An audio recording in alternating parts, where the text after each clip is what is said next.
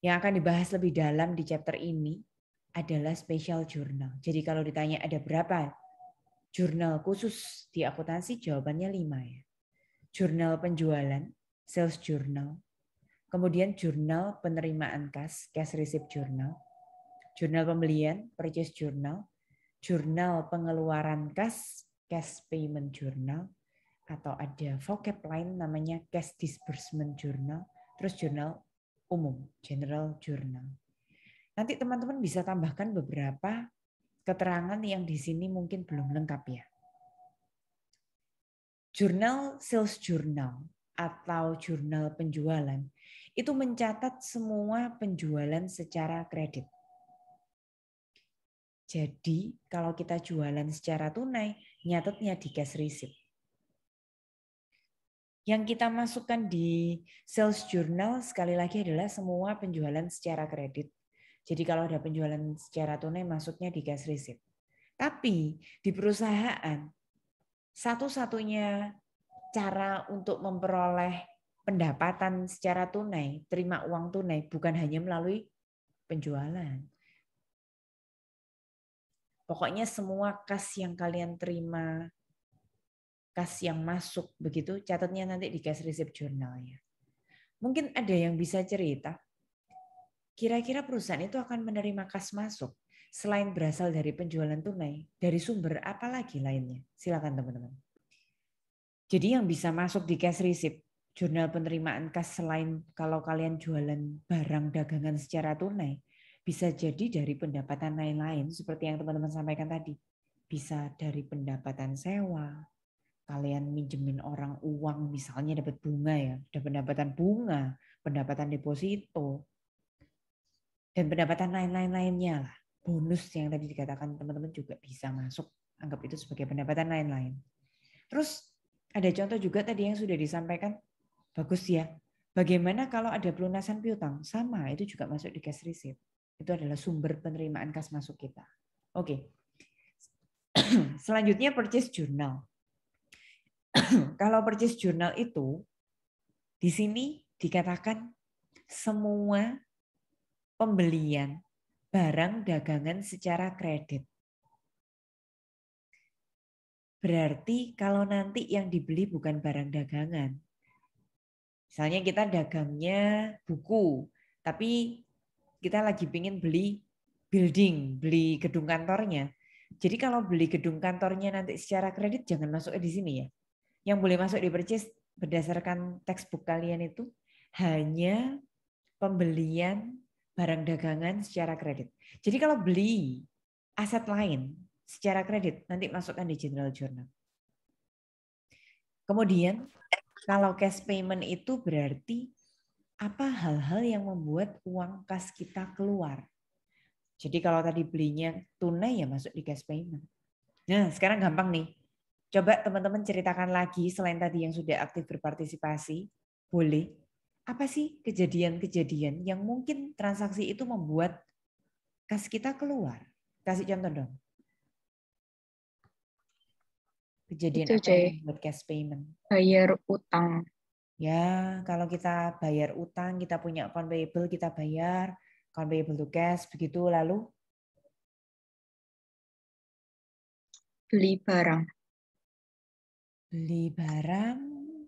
Pokoknya yang tadi saya bilang, beli barangnya nggak boleh kredit. Karena kalau beli barang dagangan kredit masuknya purchase, kalau kita beli barang dagangan secara tunai ya masuknya di cash payment. Oke, bagus. Ya, pokoknya bayar semua expense ya.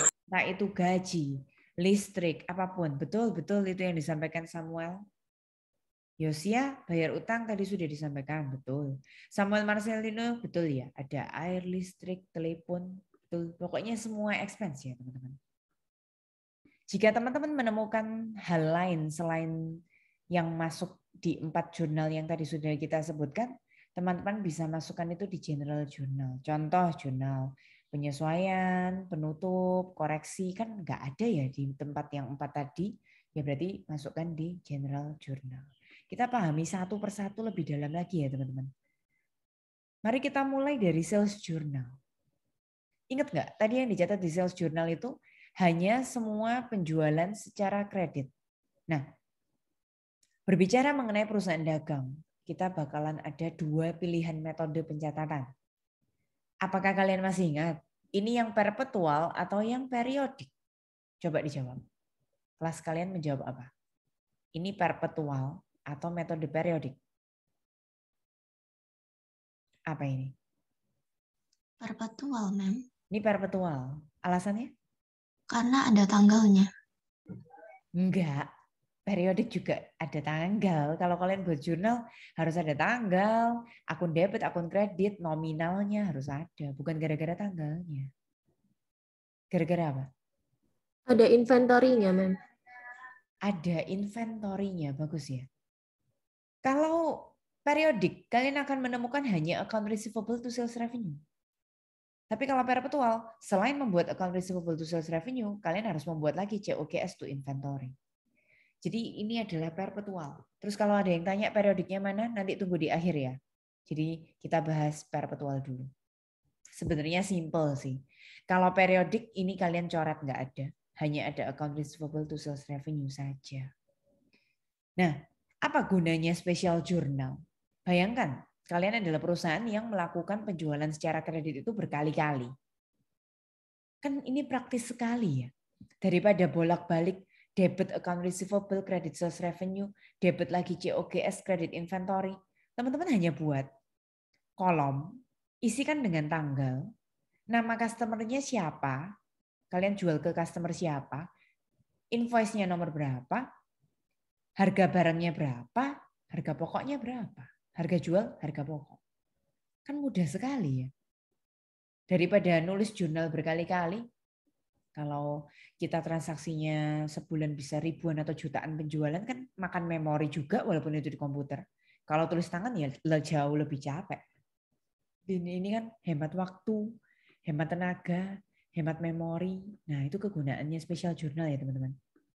Di sininya ada istilahnya itu benefitnya. Dan ini kalau di perusahaan besar, gunanya special journal apa? Kalian bisa membagi job desk-nya karyawan kalian. Misal perusahaan kalian itu sudah besar sekali. Jadi karyawan yang ini ngurusin tentang penjualan kredit saja. Nanti ada satunya lagi ngurusin tentang cash payment saja, cash receipt saja. Jadi bisa buat division of labor, pembagian kerja begitu. Oke, ini adalah jurnal penjualan barang dagangan secara kredit. Ini benefitnya lagi ya, bayangkan. Kalian nggak usah bikin T-account, general ledger itu satu-satu, masukkan 10.600, 11.350, 7.800 ke debitnya account receivable, ke kreditnya sales revenue, dan seterusnya. Kalian jumlahin aja selama 1 bulan tersebut, misalnya ini Mei, nanti yang diposting hanya terakhirnya saja teman-teman. Kalau ini sales revenue-nya diposting hanya yang 90.230 saja kredit ya. COGS 62.1910 debit. Inventory 62.190 kredit. Kalau yang account receivable kenapa kok harus tetap diposting satu-satu? Karena account receivable-nya kita subsidiary ledger ya. Jadi account receivable-nya EBIT berapa, Babson, Carson, Daily berapa. Itu benefit lagi ya. Ini adalah nomor akun, ini nomor akunnya account receivable, sales revenue, COGS sama inventory. Ya, tentu saja nanti account receivable utamanya harus sama dengan subsidiary-nya ya. Kalau sudah dibagi-bagi pakai nama customer, totalnya account receivable harus sama. Ini yang tadi saya sampaikan. Bisa lebih gampang, hemat waktu, karena yang diinput hanya total, kalian bisa bagi tugas division of labor juga. Berikutnya yang mengenai cash receipt. Coba dibaca dulu beberapa transaksi di sini, silakan dibaca dulu beberapa menit teman-teman. 1 Mei itu dicatat di cash receipt journal karena tanggal 1 Mei itu ada penerimaan kasnya, yaitu owner menginvestasikan cash ke dalam bisnisnya. Jadi kalian catat, owner investment itu juga salah satu sumber cash receipt-nya perusahaan.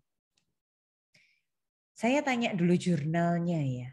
Jurnal ini sudah sejak pertemuan pertama kita bahas. Apa jurnalnya? Debitnya apa? Kreditnya apa? Untuk mencatat adanya investasi owner itu apa? Dulu jurnalnya apa? Debitnya cash, kreditnya owner's capital, atau DA Carnes Capital. Nah, kalau dulu kan kalian tulisnya yang debit rata kiri agak beri tab space ke kanan untuk yang kreditnya. Sekarang bentuknya kolom seperti ini. Tapi tetap sama. Jadi kalian harus memahami dulu cash to owners capital-nya, baru kemudian dipindahkan ke dalam bentuk special journal, yaitu bentuknya kolom-kolom. Teman-teman bisa lihat di sini ya. Cash-nya debit 5.000.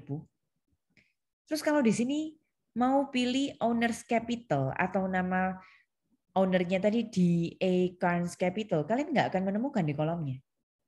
Karena nggak ketemu, maka masukkan di line-line kreditnya, other account.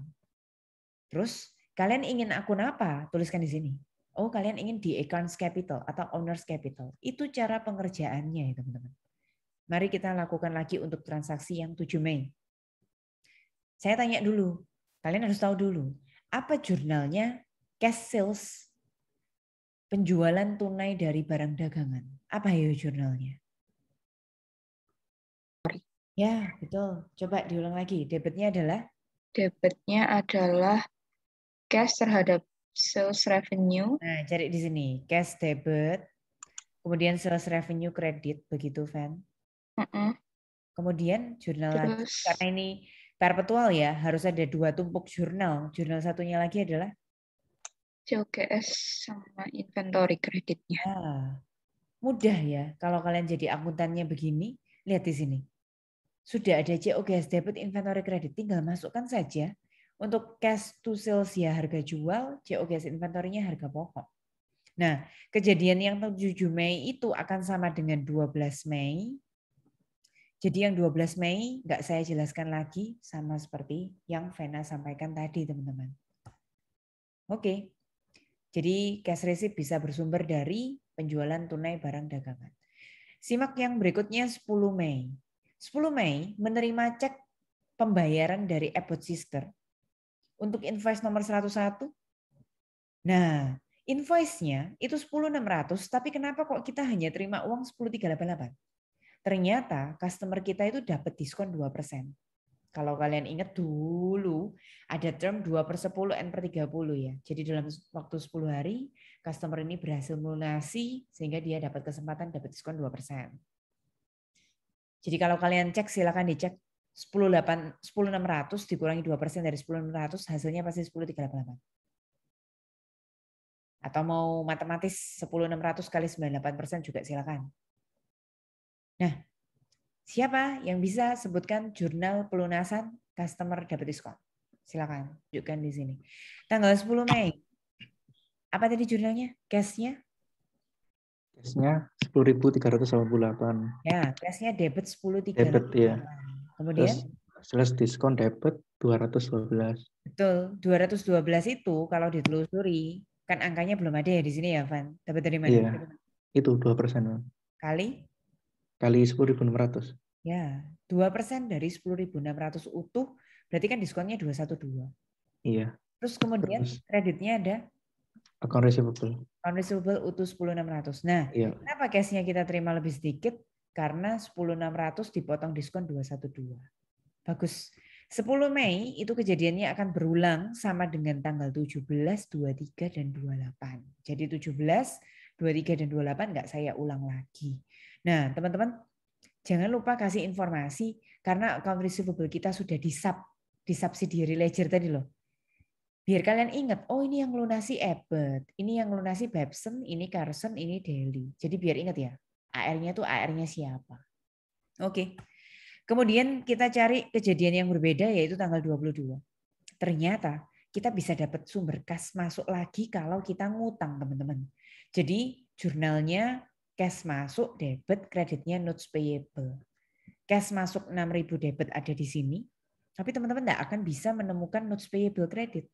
Oleh karena itu, isi akun lain-lain yang dikredit, terus kalian ingin akun yang dikredit itu apa? Tulis di sini, notes payable. Ya, ini beberapa contoh sumber penerimaan kas. Contoh, teman-teman tadi kasih tahu saya misalnya ada pendapatan sewa lain-lain ya. Cash-nya debit, other account-nya diisi, kemudian tulis saja di sini rental revenue atau other rental revenue. Begitu Itu cara penggunaan cash receipt journal.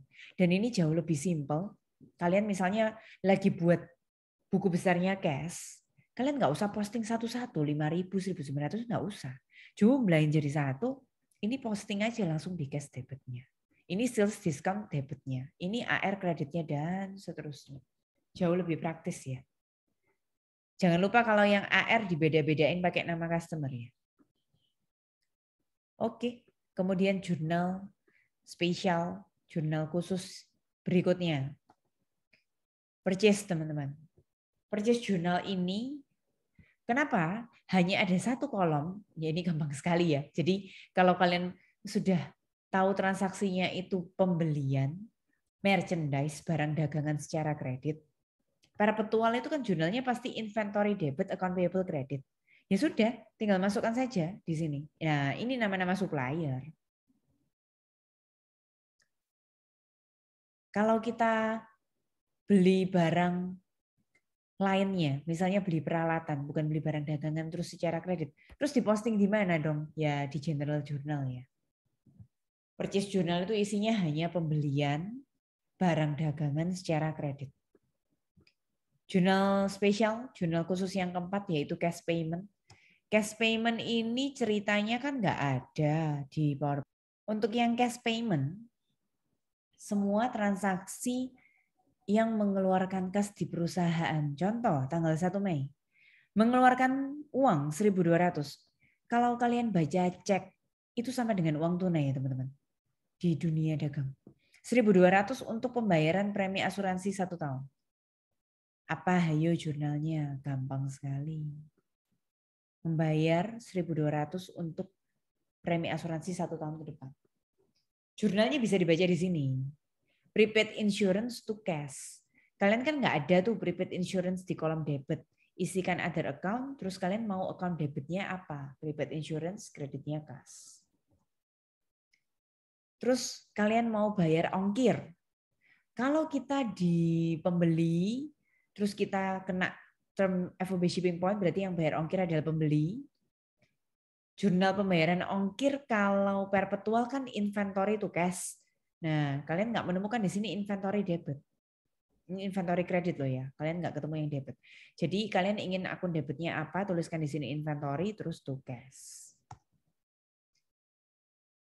Membeli merchandise secara tunai juga jurnalnya sama inventory to cash.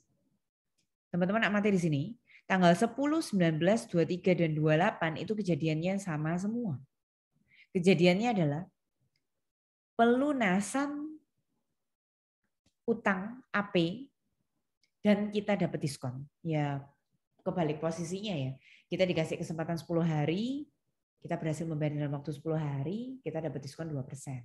Sehingga misal untuk supplier kita yang namanya Jasper, kita nggak usah bayar 11.000, potong diskon 2%, makanya kita hanya keluar uang 10.780.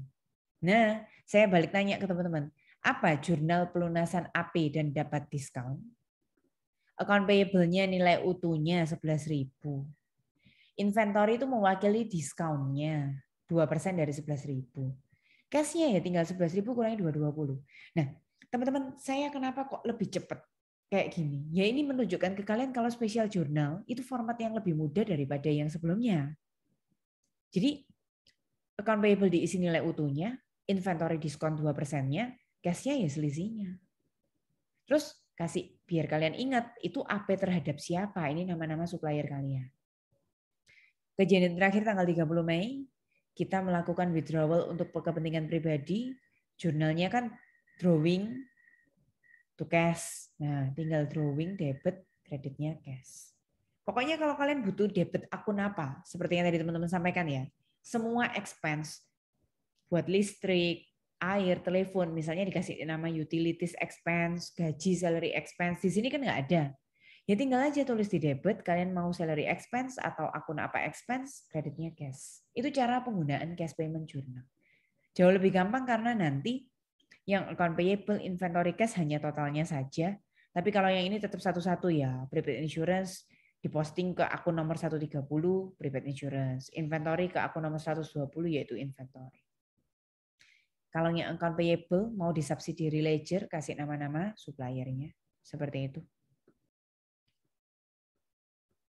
Kalau kalian merasa dari semua transaksi kok nggak bisa dimasukkan ke sales, cash receipt, purchase, atau cash payment, berarti masukkan di general journal ya teman-teman. Contoh, retur. Retur itu kan jurnalnya debit account payable, perhatikan di sini kreditnya inventory. Ini kalau perpetual ya. Harusnya kan masih ada inventory. Nggak ada ya. Ini kan ceritanya retur pembelian. Kalau retur pembelian ya tinggal account payable to inventory. Nah, kalau retur seperti ini kan nggak bisa kalian masukkan di 4 special journal yang tadi. Ya sudah, buat general journal ya yang seperti biasanya. Kirinya rata kiri, mepet kiri, kasih tab ke kanan buat kreditnya, tulis nominalnya, tanggalnya, begitu. Ada yang mau berhasil menemukan lagi yang bakalan di-post di general journal apa? Ya, masukkan di sini. Ada yang mencoba? Silakan. Kalian mau mencoba menemukan enggak? Transaksi apa yang kira-kira nggak bisa dicatat di purchase, sales, cash receipt, cash payment? Jadi mau nggak mau harus di general journal. Ada yang mau coba mungkin? Kalau teman-teman membeli peralatan secara kredit, kan jurnalnya equipment to account payable. Nah itu catatnya juga di general journal. Oke, ada pertanyaan sampai di sini?